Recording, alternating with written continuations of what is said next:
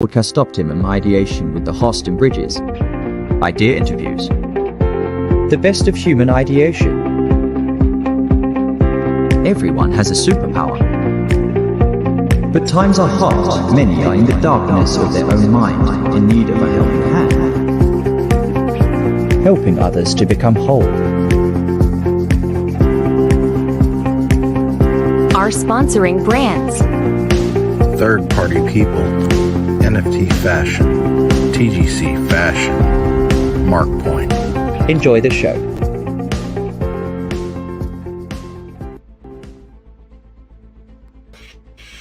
Welcome everybody to Optimum Ideation Podcast. Today's guest is Miss Annie Yang, and she is a author as well as a financial coach in some sense.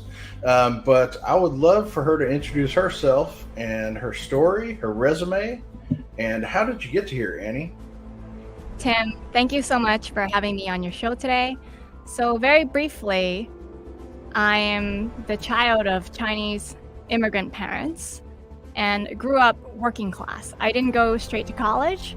And after high school, I worked a whole string of minimum wage jobs, after which I did eventually go to college after I figured out what I wanted to do. But after that, graduating with a degree in communications, man, I ended up working at Domino's Pizza, and wasn't very happy about that. So from there, though, my life moved up. I applied for accounting jobs with no accounting degree whatsoever. But I did write a book called 1001 Ways to Save Money. I put that on my resume, and I managed to land an accounting job within 5 days. People were more impressed by the fact that I wrote a book than my lack of an accounting degree. So I landed that job. I did this for 3 job searches in a row. Got the income I wanted, bought a house by the time I was 25 years old, and I decided to write the 5-day job search. And today I'm going to share with you guys some tips from the 5-day job search so that you guys can also land a job quickly. And also, if you stay until the end of this show, you'll learn how to get a 10% off of a signed paperback copy of the 5-day job search. Very good. Very good. I love it. Yeah, I got my start as well from, not so great of a, income family. And so we had to work hard on many different things, and just to get to where middle upper class were. And my journey started at 16, 17, leaving home to go pursue college career. I'd got a scholarship, and if I didn't have that, I would not have been able to get that start. But financial aid and working full time, putting myself through college, working in retail and Home Depot, I was able to finish college and go work in the oil field. And that's kind of where I got my start in my career. Are you a millennial? I was born in '83, so I kind of sit in this funky little space where it's but you are a millennial by official standard, so. Well, it's kind of like a little space of 3 to 5 years where it's kind of in between little culture there.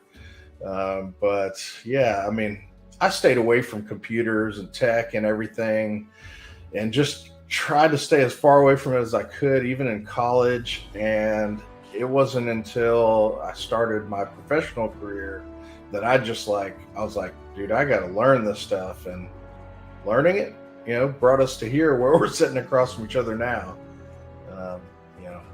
But tech is everything now. I'm doing it all day, every day. So, but let's, we're talking about your book. Can you share some personal experience from your own life where you were, crafting your personal brand, help you project your authentic self in this digital age? Absolutely, I can do that.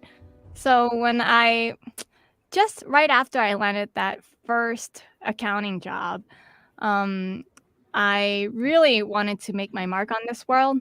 And I always wondered, like, how can I do that? I'm very ambitious, but I didn't know how to go about doing that. So I decided to start a YouTube channel where I share with people how to save money on minimum wage. Yeah. So, I mean, because like I had worked a whole string of them for several years. I was watching other people on YouTube talk about how to manage their money, but they're here making like $100,000 a year. Yeah. So they have titles like how to stop living paycheck to paycheck or how to save money. And I click on them, I watch them, and I'm like, don't buy coffee. I've never bought coffee in my life. But they're Right. telling me like, I think one of them was talking to a woman and telling us like, we don't need to buy flowers to decorate our home. I was like, I've never bought flowers in my life to decorate my home. I couldn't relate, because for so long I made so little money. We only Yeah. spent on like the real necessities. So, the way I built my personal brand online authentically was like literally thinking about my own story and the things that I was going through and just sharing that honestly and the things that I learned along the way. Yeah. Yeah. Like now, that just made me think of like seeing like one of my first W-2s or whatever, 17, 18, making, let's say 13, 14,000 in a year, and it's Mhm. like, now that's like a deal. And, but if you just give up along the way, you're never going to get there. You got to go through that struggle, but know that you're capable of more, know that you're worth more. And it's so many people just, I feel like they kind of give up or they get complacent, and they've got what they need and they just stay there. But I'm out hunting people such as yourself where, hey, not only are we beating these battles for ourselves, but we're actually like sharing that knowledge and helping others along the way. So very cool. Yeah. Like I genuinely think it's a good thing to start from the bottom.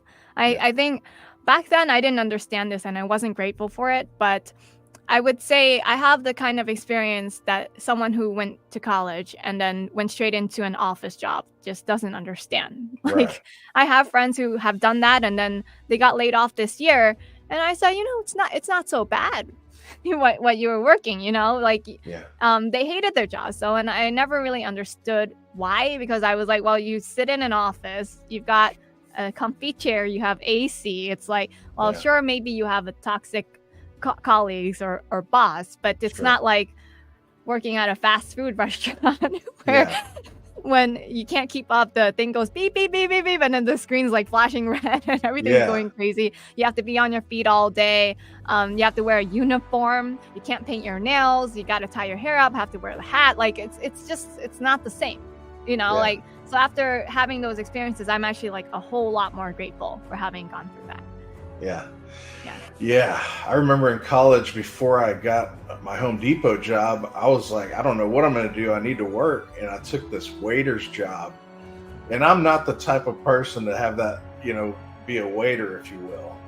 And so I can remember like spilling drinks and, just funny stuff like a rookie person would do. And it's just like, I lasted like 2 weeks and then our restaurant made us do line dances. And I was like, look, guys, I'm not like a dancing monkey here. Like I'll do all the work. I'll help people out while they're dancing, but that's not my thing. They're like, well, maybe you're not cut out for this. I'm like, I think you're right.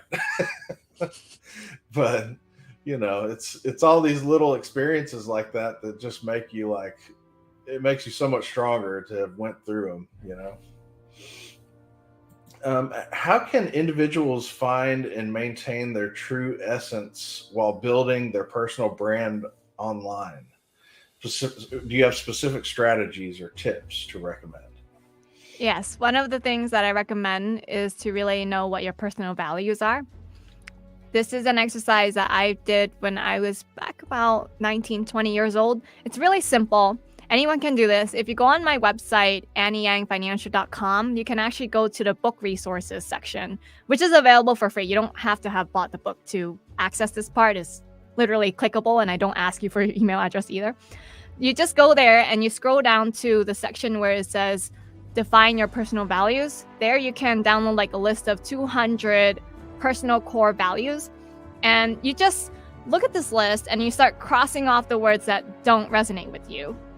And out of the ones that remain, you keep crossing off, cut it in half, cut it in half, cut it in half again, until you finally reach your top 5 core values. You don't have to already like embody them, but it's like what you ideally want for your future, right? It could already be part of your life, but maybe you just want more of it, or it's not in your life, but you want that as part of your future for your personal values. And you just define what it means. So like, for example, one of them is integrity. But integrity means something different for everyone, right? For me, it personally means like doing the right thing even when no one's watching.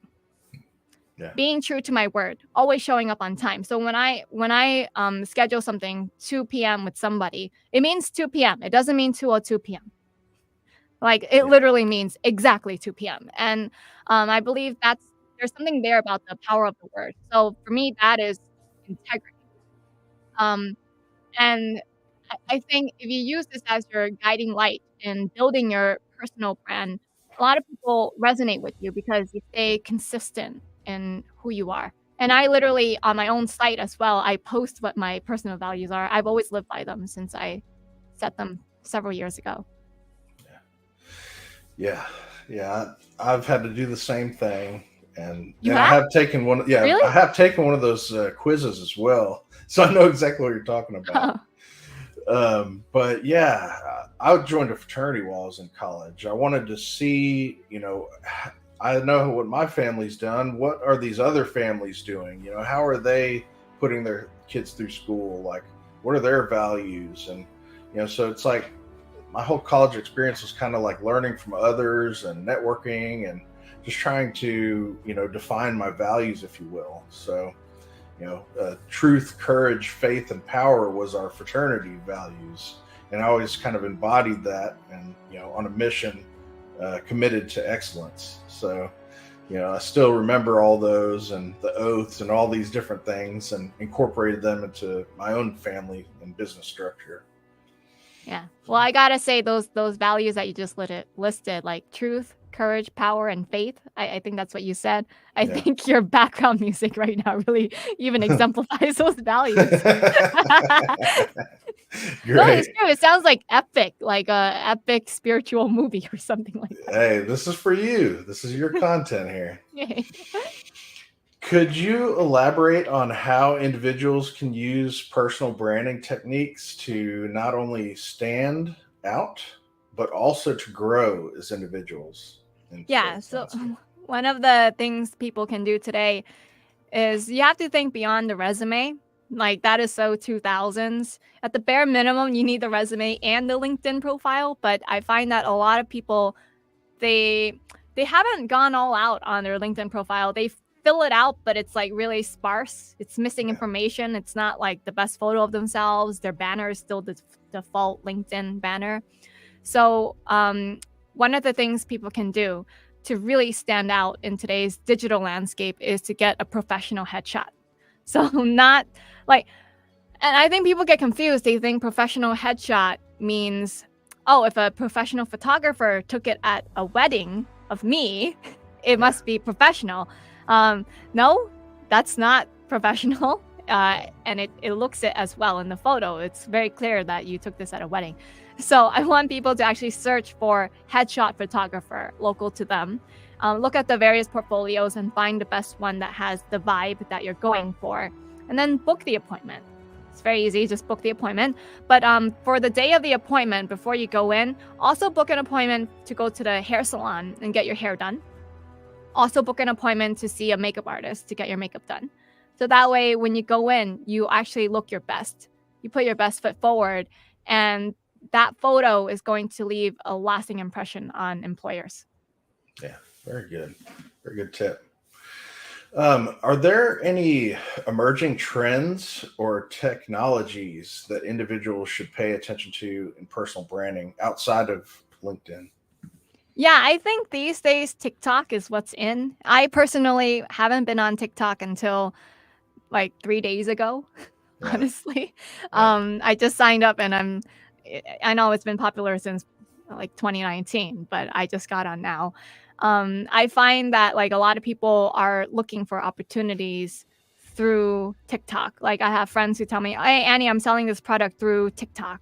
Or I was taking an acting class a few weeks ago, and one of the questions was, I think, no, we were asked to introduce ourselves, and one of the students in the class said, "Oh yeah, I was taking acting classes. I found the teacher through TikTok." Hmm.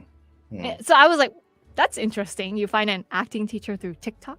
Like that's the Yeah. new way to find people?" I guess so. It is also Yeah. the fastest growing social media today, so that makes Yeah. sense. Yeah, we kind of stayed away from it too, and but over the past couple of weeks, we've actually set up our stores on TikTok. So you can see TGC Fashion as well as Third Party People store on TikTok now. So for anyone that's into the TikTok these days. Can you share a specific example from your own life where a personal challenge became a catalyst for professional growth? Yeah, this is actually, I think, more deep. Like, well, we're also going over the intersection between spirituality and business, right? Yeah. So Hmm. when I was 19, I didn't have any guidance because I didn't go straight to college, and everyone was just telling me you're gonna be an absolute failure in life. I had no friends, very lonely. I just had this abusive boyfriend who I'm no longer with, thank goodness. But back then, he said, "Oh, Annie, one of the ways you can make quick money," and he brought this up multiple times, is you can work as a foot fetish model. Yeah, you can let men touch your feet for $40 for 10 minutes. That's what it was. Wow. And he was like, "Oh, based on the things that I read on Craigslist about this thing, they don't go beyond the feet. It's not sexual at all." And I'm here 19 years old. I don't understand foot fetish or any of that stuff. So, he's telling me it's easy money. I go and do it. I'm really uncomfortable the first time. Wow. Yeah, second time I go, no one shows up because it was like some big sports game going on. But then the third night, it was this wild party. I go in and the it's just so dark in there. Loud music, lots of drinking, smoking inside. I can't even hear the person next to me. This guy asked me to go to the back room where he can pay extra. I say, okay, fine. You know, it's just feet. Who cares if it's in the back room or out in the open in the living room here, right? I go in and it's way beyond feet in there. That's all I can say. And then I find out much later that this thing is actually like a front for prostitution. Yeah. Yeah, so personally, this was a challenge for me because this goes against my personal values. Like my personal values is like, I don't want to do this. You know, it's always Yeah. been the case for me. I want to save my virginity for my future husband. Like, and I don't believe women should be making money from their body, especially like our predecessors fought so hard for us women to have the right to work, Yeah. right?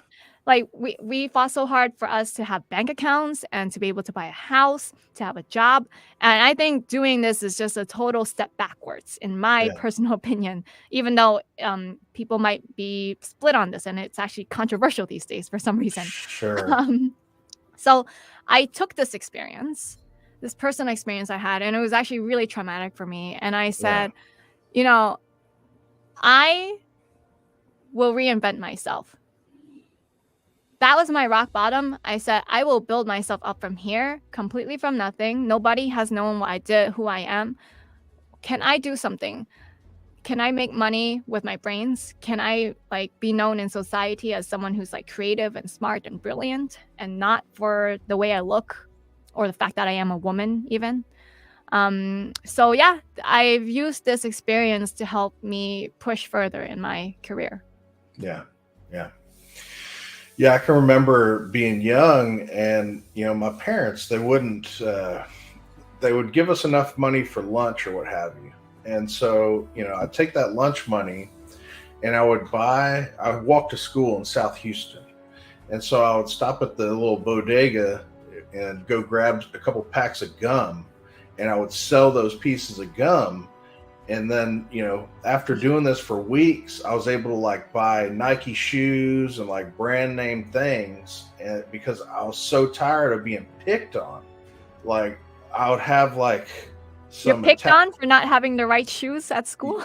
Yeah, well, again, I said in South Houston, so it Yeah. wasn't like we were wearing uniforms, so the only Mm. thing that really you could differentiate yourself was with shoes, and so I had like attack force Payless shoes on, Mm. and I'm just getting pummeled over here. So I had to think quick. What can I do?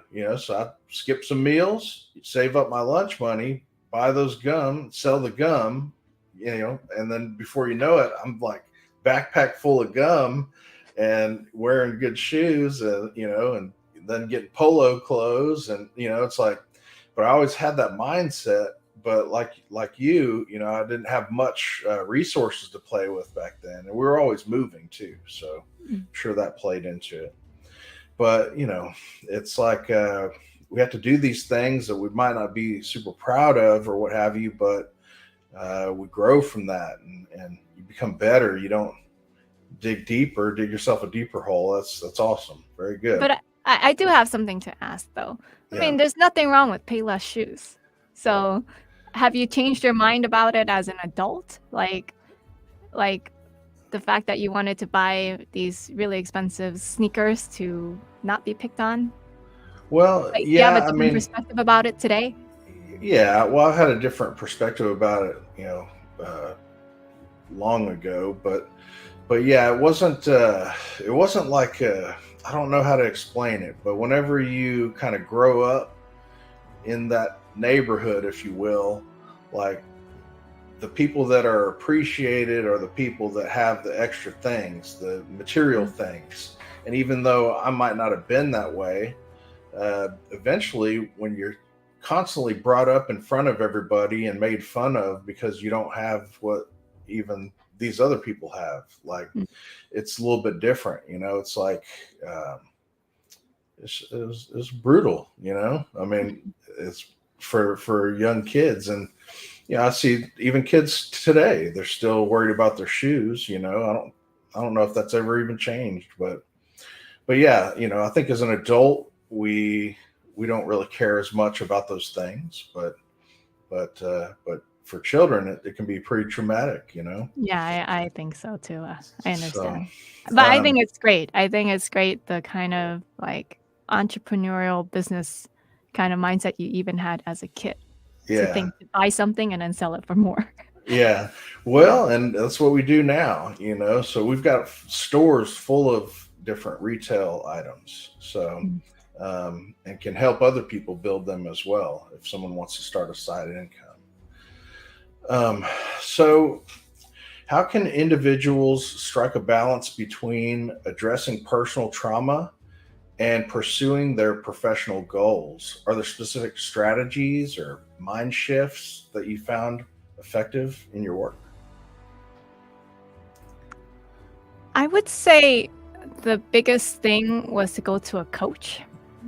Me personally, because of the kind of things that I went through and the childhood I had and the story that I described earlier, it really hit me deep. And what helped me was actually through energy healing. I went to an energy healer who was able to help me clear out my blockages. And then I also learned how to do Reiki healing. So I did Reiki on myself every single day.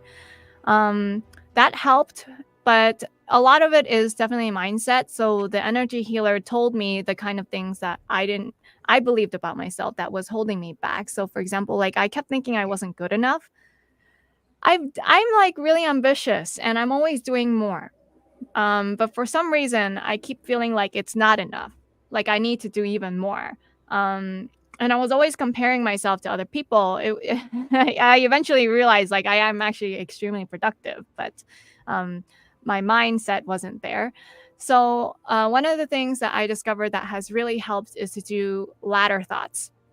So, for example, let's say something I believe about myself is like I'm not good at marketing, right? Then I'll use an in between.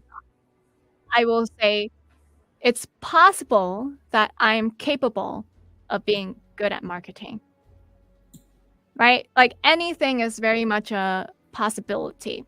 So you can use all sorts of like ladder thoughts, like I can think of some right now from my book. Just a moment, because I do want to share it with your audience. I have Sure. like a whole list, so you can fill it in with like.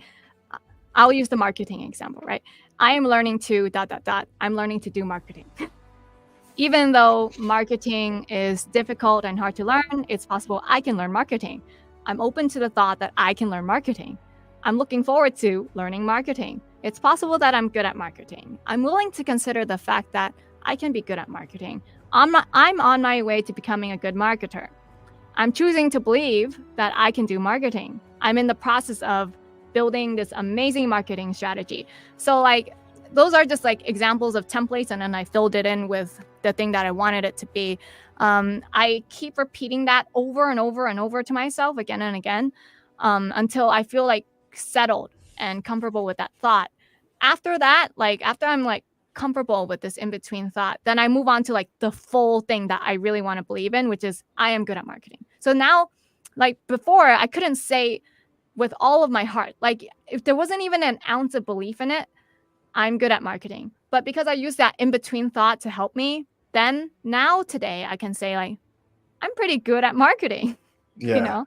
And you can apply this kind of technique to anything like traumatic, even like if you have self-image issues, like if you think I'm ugly, to go from I'm ugly to I'm beautiful, that's like a wide range. You can't just like start saying over and over to yourself, like I'm beautiful. You're not going to believe it no matter how many times you repeat it. So if you just say, I have a body, that's like a really neutral statement. No one can deny the fact that you have a body. So I have a body. And then from I have a body, you can say, I have an okay body. I have a good looking body. I have a pretty body. I have a beautiful body. You know, like you go like the kind of step by step. Yeah. Very good. Yeah, I think watching some Tony Robbins and listening to Tony Robbins kind of helped me go through that process. He has a very similar way of thinking, and one of his stories was about having trouble not eating as much. Like if he had food on the plate, it had to be cleared. And so he said he just did not want to keep eating. He didn't want to, gain a bunch of weight, and he was having trouble with that. And so he just, like you said, he started thinking and eating smaller and eating less, and it's just like one of those things. You have to set your mind to it, and then put your action behind it. Yeah, but he can be a little extreme. Yeah, I can too, but yeah, he definitely helped me out, several years ago. I just recently interviewed one of his coaches from whenever he first started, which was Jim Britt, and he had a lot of great insights. That'd be a great interview for anybody watching to watch that one. Could you provide some practical advice for our listeners on how to turn adversity into an opportunity for growth in their career? Yes. So you have to first think about what are you struggling with, right? Like, for example, me, I was struggling a lot with earning a minimum wage and not knowing how to progress further in my career. But I was able to take the little money that I made and I set aside 25 to 50% of my income every month toward my emergency savings, and never had to ask my parents for money from my first job. But people like relate to this adversity, like if we keep complaining about what we don't have or the kind of like bad experiences that we've been through, it's like that's everything you have. You're like blaming all the conditions that you have. In reality, like no one ever has, I believe personally, like no one ever has perfect conditions. Like we all have problems. Everyone has them. So if you're able to take this and turn it into something, like how do you solve your problem? Think about it. How do you actually solve your problem? And chances are other people have struggled with the same exact problem that you had. So what you do is then you take the solution after you've managed to solve your problem, and then you start selling it to everyone else. Yeah. That's what they say is, we are helping us 5, 10, 15, 20 years ago. That's whenever you're starting a business, you're solving the problems that you paved your way through. That's the best thing because honestly, like I've read the best people in business when they were thinking of like who their ideal customers were, it was themselves Yeah. because they were struggling with this exact problem. And then when you really want to get inside the mind of your customer, then it's actually intuitively understood because you've been through it yourself. So you actually understand the psychology of your ideal customer because you are the ideal customer to begin with. Right. Very good. Are there any specific practices or rituals that you recommend for individuals who are wanting to integrate their spiritual beliefs into their daily professional lives? Yes, I believe that everyone, regardless of their spiritual belief, because I don't want to exclude anyone, is they need to pray. Well, for Buddhists specifically, they don't believe in praying, but they do believe in chanting. My husband's a Buddhist. He chants in front of a scroll of the things that he wants. I think like if you think about what you want and then you pray or chant for it, it's like it attracts things into your life. Like if you think about all the things that you don't want, you attract that into your life. Like the more you think about it, the more you think about your problems, you attract more problems into your life. So what you should really be doing is thinking like, what is the solution? Don't think about the problem. What is the solution? Keep asking over again. And eventually like the answers will come. Like that's personally what I've experienced because every time that I had a problem, I would ask for help. I would ask God for help and he always provided. I remember like one time I back then I budgeted, this is crazy now because of the inflation, but back then I used to budget $30 a week for groceries. And one week I didn't plan very well for my meals and I didn't have enough to eat for breakfast. I think I skipped breakfast that day because I ran out of food for the week out of the $30 that I had spent. And I went to school starving.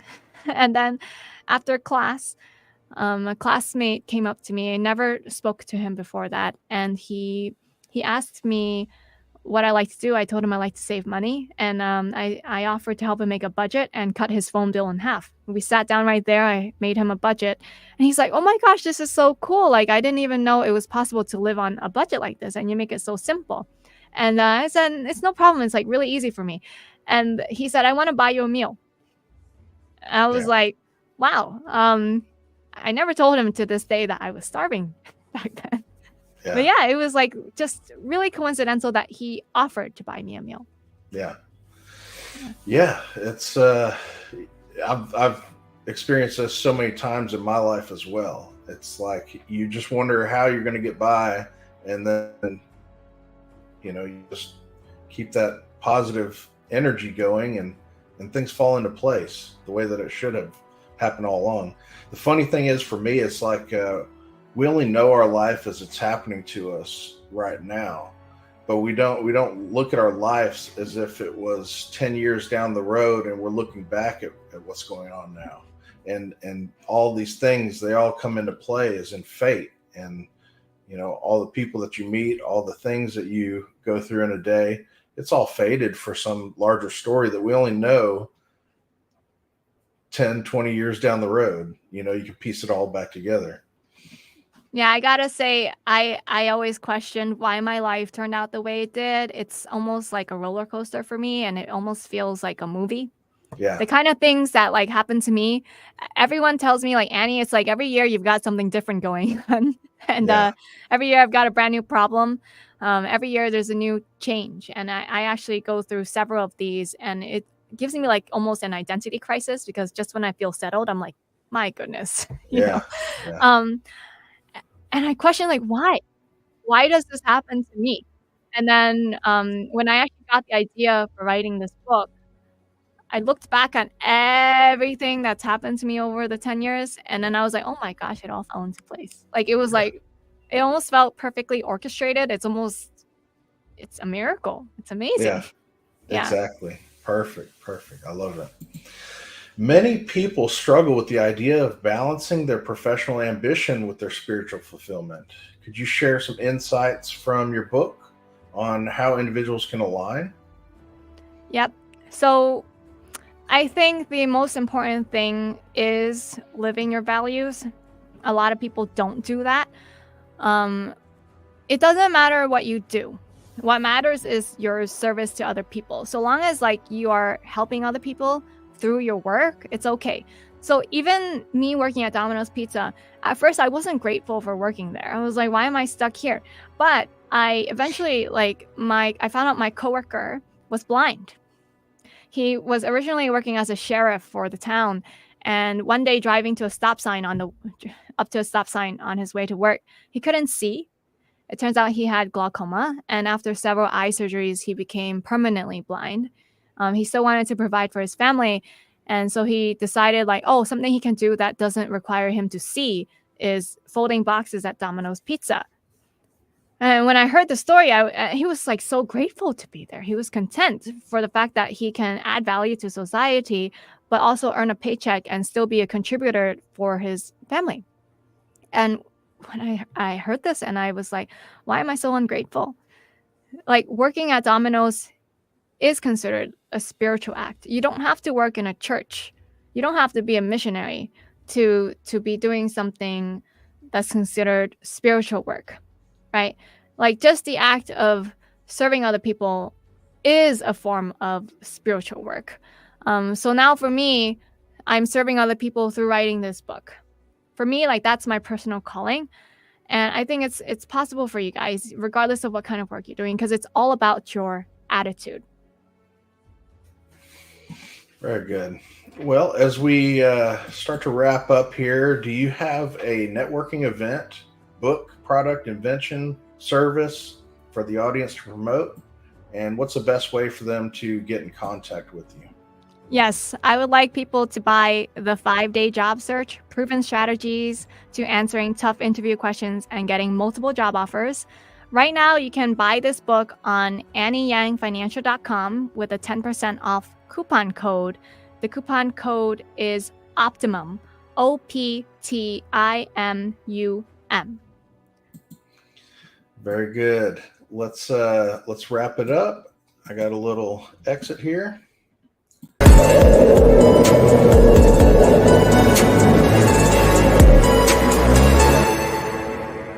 After Party People Production.